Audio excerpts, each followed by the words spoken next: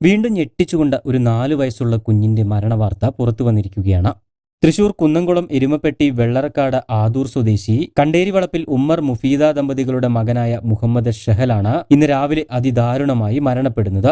കളിച്ചുകൊണ്ടിരുന്ന കുഞ്ഞ് ശ്വാസം കിട്ടാതെ പിടഞ്ഞാണ് മരണപ്പെടുന്നത്. കുട്ടികൾക്കിടയിൽ ഇത്തരത്തിലുള്ള അപകടങ്ങൾ സ്വാഭാവികമാണ്. എന്നാൽ ഇങ്ങനെയുള്ള സന്ദർഭങ്ങളിൽ എന്താണ് ചെയ്യേണ്ടത് എന്ന കാര്യത്തിൽ ഒട്ടുമിക്ക ആളുകൾക്കും ഒരു അറിവുമില്ല എന്നതാണ് യാഥാർത്ഥ്യം.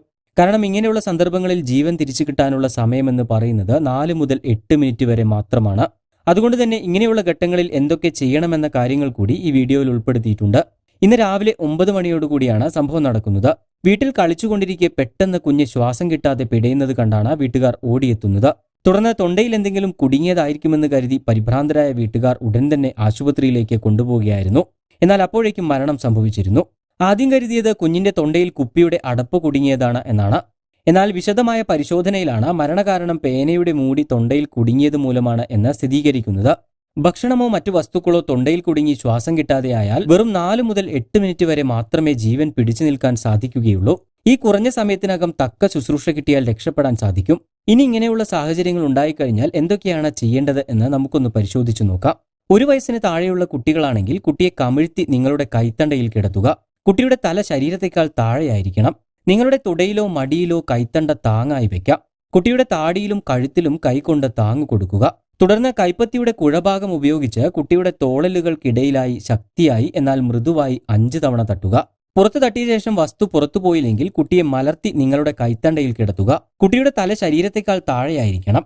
നെഞ്ചിന്റെ മധ്യഭാഗത്ത് മുലക്കണ്ണുകൾക്ക് അല്പം താഴെയായി 2 വിരലുകൾ ഉപയോഗിച്ച് ഏകദേശം 1.5 ഇഞ്ച് ആഴത്തിൽ 5 തവണ വേഗത്തിൽ അമർത്തുക. വസ്തു പുറത്തു പോവുകയോ കുട്ടി ബോധരഹിതനാവുകയോ ചെയ്യുന്നതുവരെ 5 പുറന്തട്ടലുകളും 5 നെഞ്ചിലമർത്തലുകളും മാറി മാറി ചെയ്യുക. ഓരോ തവണ പുറത്തു തട്ടിയ ശേഷവും നെഞ്ചിലമർത്തിയ ശേഷവും വായിൽ കുടുങ്ങിയ വസ്തു കാണുന്നുണ്ടോ എന്ന് പരിശോധിക്കുക. വസ്തു കാണുന്നുണ്ടെങ്കിൽ മാത്രം വിരലുപയോഗിച്ച് പുറത്തെടുക്കാനായി ശ്രമിക്കണം. കാണാത്ത പക്ഷം വിരലിട്ട് കുത്തിയെടുക്കാനായി ശ്രമിക്കരുത്. അത് വസ്തുവിനെ കൂടുതൽ ഉള്ളിലേക്ക് തള്ളാൻ സാധ്യതയുണ്ട്. കുട്ടിക്ക് ബോധം നഷ്ടപ്പെടുകയാണെങ്കിൽ ഉടൻ തന്നെ CPR ആരംഭിക്കുക. അതോടൊപ്പം അടിയന്തര വൈദ്യസഹായത്തിനായി വിളിക്കുകയും വേണം. ഇനി 1 വയസ്സിന് മുകളിലുള്ള കുട്ടികൾക്കാണെങ്കിൽ ചെയ്യേണ്ടത് ഇങ്ങനെയാണ്.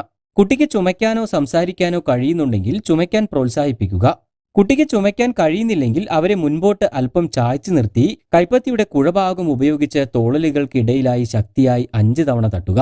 പുറത്തു തട്ടിയ ശേഷം വസ്തു പുറത്തു പോയില്ലെങ്കിൽ കുട്ടിയുടെ പിറകിൽ മുട്ടുകുത്തിയിരിക്കുക, അല്ലെങ്കിൽ നിൽക്കാവുന്നതുമാണ്.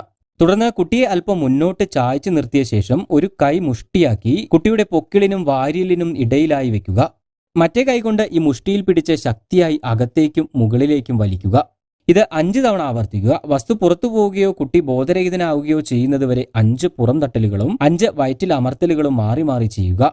ഇനി കുട്ടിക്ക് ബോധം നഷ്ടപ്പെട്ടാൽ ഉടൻ തന്നെ CPR ആരംഭിക്കുകയും അടിയന്തര വൈദ്യസഹായത്തിനായി വിളിക്കുകയും വേണം. ഈ പ്രഥമ ശുശ്രൂഷാ രീതികളെക്കുറിച്ച് പരിശീലനം നേടുന്നത് ഇത്തരം സാഹചര്യങ്ങളിൽ വളരെ സഹായകമാകും. ഈ പറഞ്ഞവയെല്ലാം ഒരു പൊതുവായ വിവരങ്ങൾ മാത്രമാണ്. കൃത്യമായ നിർദ്ദേശങ്ങൾ ഒരു പരിശീലനം ലഭിച്ച ആരോഗ്യ വിദഗ്ധന് നൽകാൻ കഴിയും. അടിയന്തര സാഹചര്യങ്ങളിൽ വൈദ്യസഹായം ലഭ്യമാകുന്നതിന് മുന്നേ ഈ നിർദ്ദേശങ്ങൾ പ്രയോഗിക്കാവുന്നതാണ്.